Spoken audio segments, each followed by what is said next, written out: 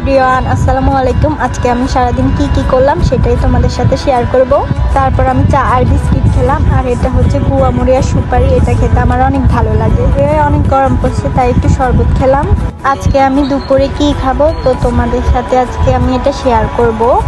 তো প্রথমে কাঁকরোলটা কেটে নিলাম। তো করলা অর্ধেক কাটবো, এটা কেটে ভিতরের অংশগুলো ফেলে দিতে হবে। তারপর বেগুনটা সাইজ মতো কাটতে হবে। আমি 2টা বেগুন নিয়েছি। তো আমার টাটকা সবজিগুলো কাটা কমপ্লিট হয়ে গেছে। এগুলো এখন পানি দিয়ে ধুয়ে নিব।